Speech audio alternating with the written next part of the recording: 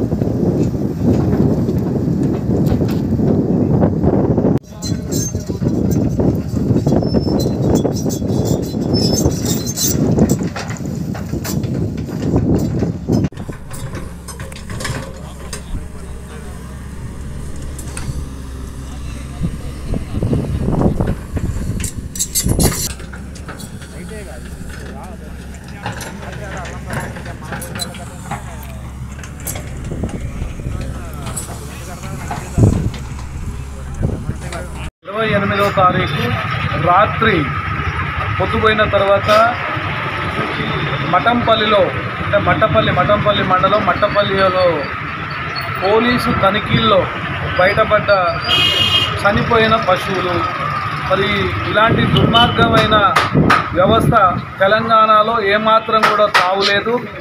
తెలంగాణ ప్రభుత్వం ముఖ్యమంత్రి రేవంత్ రెడ్డి గారి నేతృత్వంలో ఈ యొక్క తెలంగాణలో అక్రమ పశు రవాణాను నిఘా ఏర్పాటు చేసి మరి గ్రామీణ ప్రాంతాల్లో పంచాయతీరాజు, రెవెన్యూ, పోలీసు వారి సహకారంతో గ్రామాలలో పశు సంపద తరలించే దళారుల పట్ల అప్రమత్తంగా నడుచుకోవాలని మరి నిన్న జరిగిన సంఘటన చాలా విచారకరం।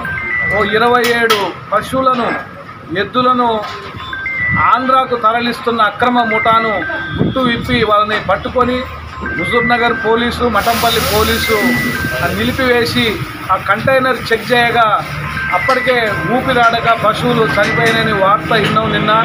మరి అలాంటి దుర్మార్గమైన చర్యలకు పాల్పడుతున్న ఈ దళారులను ఖచ్చితంగా వారిని శిక్ష పడే విధంగా ప్రభుత్వం కానీ పోలీసు వారు కానీ ఖచ్చితంగా చర్యలు తీసుకోవాలని డిమాండ్ చేస్తున్నాం। ఈ తెలంగాణ రాష్ట్రంలో ఈ యొక్క భారతదేశంలో పశు సంపద ఇప్పటికే తగ్గిపోతున్నది। రైతులకి మరి ఈరోజు ప్రభుత్వాలు ఎన్నో సహకరిస్తున్నా కానీ ఆ పశు సంపదని అక్రమంగా దొంగతనంగా కూడా తరలించేవారు ఎక్కువైనారు। వారి పట్ల పోలీసు వారు కానీ ప్రభుత్వం అప్రమత్తంగా ఉండాలని మీ ద్వారా కోరుకుంటున్నాం। వారికి శిక్షిస్తేనే మున్ముందు ఇలాంటి అక్రమాలు కానీ ఈ యొక్క మూగజీవాల యొక్క హింస తగ్గుతుందని డిమాండ్ చేస్తున్నాం। మా ఛానల్ ని సబ్స్క్రైబ్ చేయండి, లైక్ చేయండి, షేర్ చేయండి।